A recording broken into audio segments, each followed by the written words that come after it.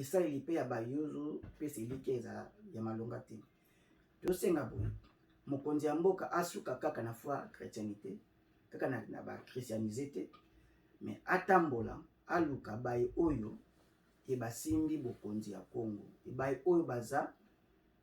na secret na masimbanga ntwenga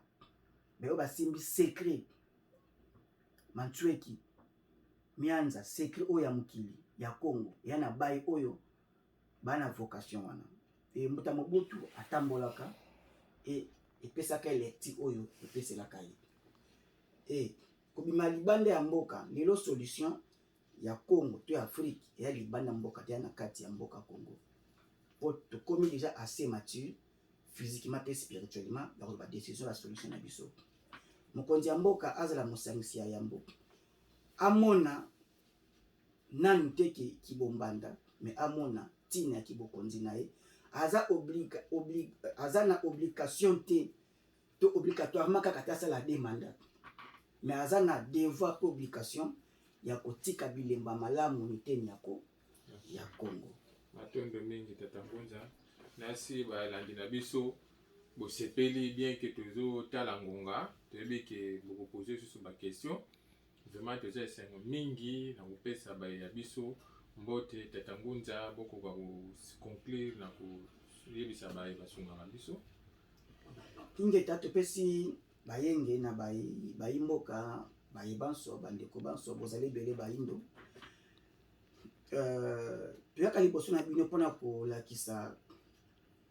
bino wapi epai tokomi epai touti epai tolinga bongo tokende. République démocratique ya Congo ezalaki bongo oyo tobenga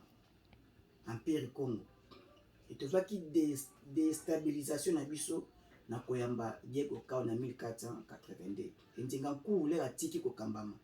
na nzamba bakoko oyo bongo bakutaki biso na pleine évolution na métallurgie baindustrie nyonso ezalaki na royaume Congo na bandako étage esali ete nzinga nkulu akomaki bongo mowumbu ya foi chrétienne lelo toza koemboîter les pages jusqu'à nos jours te fumuki mbango ayaki mpona kobimisa foi chrétienne na doctrine étrangère yango esali ete yango esalaki ete fumuki mbango atamba na boloko mpo bamonaki force oyo ayaki nango éveil wana ngasala échec ya Occident, échec ya administration belge et baprécipité fumuki mbango boloko en vie na Katanga e biso bayi oyo toyi lelo na makabo tobotami nango tokoyi bakonzi te ke mpo otangaki kelasi ya mondele okomi mokonzi député ministre nyonso oyo tokomi kokoma mpona makabo ya mabota na biso donc toza continuité ya baincarnation bakoko oyo bazalaki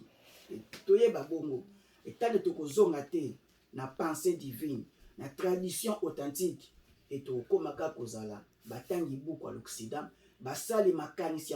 ya Occident et tozalaka ba auxiliaire tozalaka ba marionnette ya Occident po tozala makasi fo tozonga na basalaki makasi ya Afrique lobi ndenge nini bakambamaki ndenge nini bakambaki mboka e Afrique eza berceau ya humanité nyonso ya na Afrique topuisango toyebango po tozwango kati na religion africaine nde kimia tata na balandi pour ou contre eza loi ya nature koboya na kondima eza kati na beko ya bikela mais toyeba eloko moko nyonso tozosala eza na ntina mpe litomba ya kobimisa Congo na pasi mpe Afrique mobimba po bilaka fumuki mbango ekoleka te se likokisi mundele akoma moyindo monde bongo akoma bongo mundele nde ebandaki bongo na passation pouvoir symbolique to prouver bango que nous sommes capables lelo États-Unis eza incapable ya kozwa même acte wana oyo mbuta Kabila na Tshisekedi basalaki Trump akangi a bloqué même et Joe Biden passation pacifique azoboya yango ti ba négociation ezosalama na se donc comme eleko ya bilaka ya fumuki mbango matondo mingi balandi na biso tata Mudiabala vraiment esika ozali kimia fumuki mbango ezala na yo nengwa na biso mama Dina Mwene vraiment matondo mingi na kolanda biso mbala na mbala nde bongo tozokende vraiment na koconclure émission na biso